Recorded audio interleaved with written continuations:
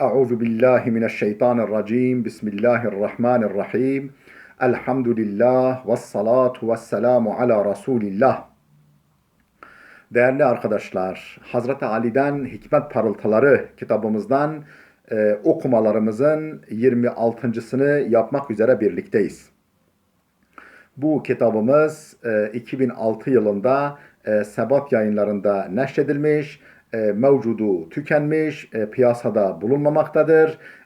Bu nedenle içeriğini siz değerli kardeşlerimle paylaşmak istedim.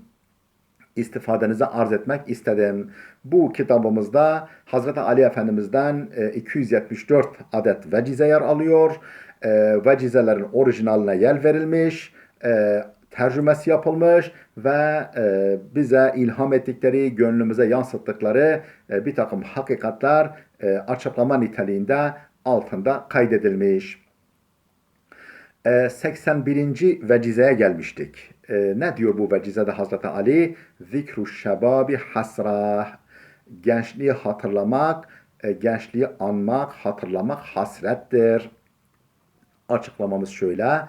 Demişiz ki orada şairlerin divanları, ediplerin yazdıkları sıkılsa hep gençliğe karşı duydukları hasretin damladığı görülecektir. İnsan bir ömür boyu çocukluk ve gençliğini özler. Onun hayal ve hatıralarıyla yaşar. Ne var ki ömrün lale devri olan o altın çağa bir daha dönmek mümkün değildir. Sadi Şirazi'nin dediği gibi gençliğin neşesini ihtiyarlıkta arama. Gençliğin neşesini ihtiyarlıkta arama. Akıp giden su bir daha kaynağa geri gelmez.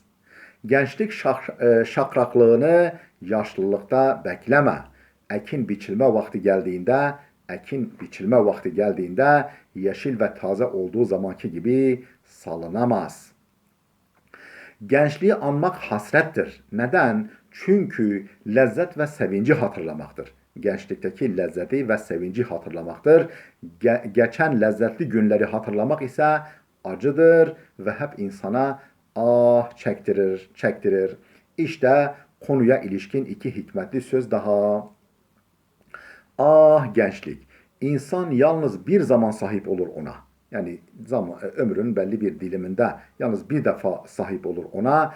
Ömrünün gerisinde de onu çağırıp durur. Andre git. İnsanda hayallerin yerini anılar almaya başlamışsa yaşlılık başlamış demektir. Jean Brever. Hazreti Ali Efendimizin 82. vecizesi ne diyor bu vecizesinde? Zikrul evliyai yunzilur rahmeh. Allah dostlarının anılması rahmetin inmesine vesile olur. Allah dostlarının anılması rahmeti ilahiyenin inmesine, nüzulüne vesile olur. Açıklamamız şöyle. Allah dostları, onun sevgili kulları gerek hazırken gerek gaib. Yani gerek yanımızdayken gerek değilken, gerek hayattayken gerekse vefatlarından sonra hep ilahi rahmetin inişine vesiledirler. Onlar şairin şu mısralarını doğrular bir nitelik taşırlar. Allah dostları şairin şu dizelerini doğrular bir nitelik taşırlar. Tarihe şerefler veren erler anılırken yükselmede ruh en geniş alemlere yerden bin raihanın yani hoş kokunun feyzi sarar ruhu derinden geçmiş gibi cennetteki gül bahçelerinden. Ali Ölvi Kurucu merhum. Onlar yani Allah dostları görüldükleri anda Allah'ı hatırlatırlar. Sözleriyle onu andıkları gibi tutum ve davranışlarıyla da Allah'a itaatin lüzumunu, Allah'tan korkmanın nasıl olması gerektiğini zihinlere nakşederler. Çünkü onlar yine Hazreti Ali'nin deyişiyle Allah dostları o kişilerdir ki insanlar dünyanın görünüşüne baktıkları zaman onlar dünyanın iç yüzünü görürler. İnsanlar dünyanın dış görünüşünü görürlerken onlar dünyanın iç yüzünü görürler. Ee, efendim onların rahmetin inişine vesile olmaları, Allah dostlarının rahmetin inişine vesile olmaları hep rahmet celbedecek işler yapmaları. Yani bundan ileri geliyor. Çünkü hep rahmeti celbedecek işler yapıyorlar. Hayırlı kapılara anahtar ve güzel faaliyetlere ön ayak olmaları sebebiyledir. Allah dostları her halleriyle çöldeki su sızıntılarına benzerler. Bulundukları yeri çok geçmeden vahaya ve gülistana çevirirler. Bu tür nitelikleri bulunmayan, bu tür nitelikleri bulunmayan e, varlıkları ile yoklukları eşit olan kimseler dış görünüşleri, kılık ve kıyafetleri veya söz ve iddialarıyla böyle bir görüntü sergiliyorlarsa da kale alınmamalıdırlar. Yunus ne güzel söylüyor. Dervişlik baştadır, taşta değildir. Kızdırmak ottadır, yani ısıtmak ateştedir, saçta değildir.